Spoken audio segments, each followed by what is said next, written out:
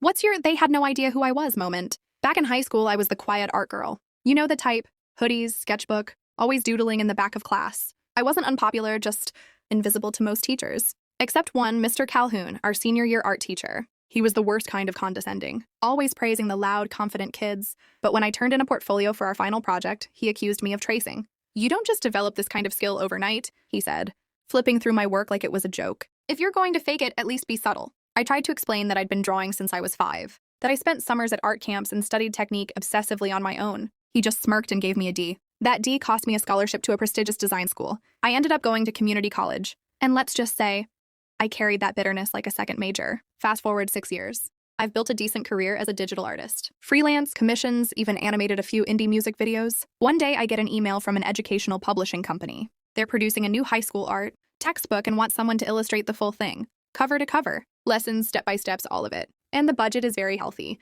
I say yes, obviously. The project takes months, but I pour everything into it. They're thrilled with the final product. I get full credit as the illustrator, and the book starts making its way into school districts. About a year later, I'm invited to give a guest workshop at a regional teacher conference. Live demo, Q&A, the whole thing. I walk into the auditorium, and who's standing at the front checking name tags? Mr. Calhoun. He does a double take when he sees me, but clearly doesn't recognize me. Not surprising. I was just the quiet girl who probably traced stuff, right? He says, "Oh, you're the assistant for the guest speaker?" I smile. Actually, I am the speaker. His face drops. The host introduces me to the room as the artist, behind the new National Art Curriculum textbook. There's polite applause, but Mr. Calhoun, he goes stiff. Suddenly, he's very interested in his clipboard. During my demo, I pull up a slide showing early sketch drafts. One of the sketches? An updated version of the exact piece he accused me of tracing in high school. Except now it's featured in a textbook he's required to teach from. When we opened the floor for questions, I looked right at him and said, "Funny how things come full circle, especially when students get the chance to become the experts." He wouldn't meet my eyes.